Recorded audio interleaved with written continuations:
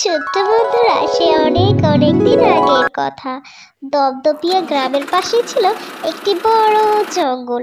সেই জঙ্গলে টিয়া, টুনটুনি, ময়ূর, কাক এছাড়াও অনেক পাখি একসাথে বসবাস করত।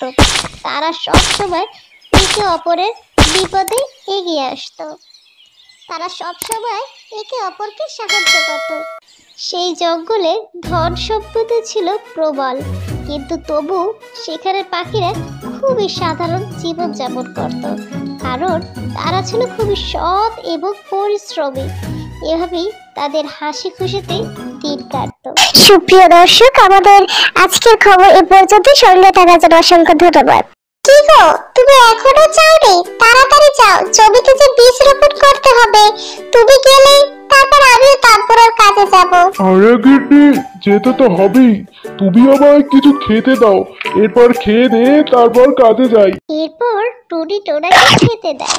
এরপর টোনা খাওয়া দাওয়া শেষ করে তার কাজের উদ্দেশ্যে বেরিয়ে পড়ে। এরপর বিডু টুনির বাসায় আসে এবং দেখে বলে, আরে টুনি, তুমি কি তৈরি হয়েছো? আমার আজ পাকঘরে যেতে হবে, বড্ড দেরি হয়ে গেল যে। এরপর টুনি আর বিডু কাজের উদ্দেশ্যে বেরিয়ে পড়ে। আসলে ওই জঙ্গলে সকল পশুরা জমিতে চাষাবাদ করে এবং সমস্ত মহিলা পাখিরা তাঁবুরে জামা কাপড় তৈরি করত। তারা তাদের কাজ নিজেরাই করত। এভাবেই তাদের সুন্দর দিন কাটছিল। হঠাৎ একদিন ওই জঙ্গলে কিছু বিদেশি পাখি ভ্রমণে আসে। এরপর এরা একটি নিজেদের আস্তানা বানিয়ে সেখানে মিটিং করে।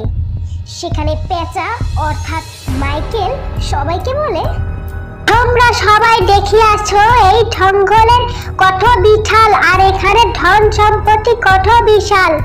হ্যাঁ হ্যাঁ, দেখি আসি, আর এটাও বুঝি আসি এখানকার পাখি কথা বোকা, আর কেউ তো বেশি পড়াশোনাও জানে না, তাই এই পাখিগুলোকে সহজেই বোকা বানানো যাবে।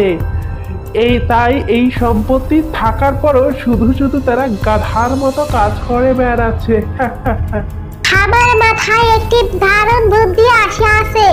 ওই বোকা পাখিগুলোকে ভুল বুঝাইয়া ভালো কাজের লোক দেখাইতে হইবে।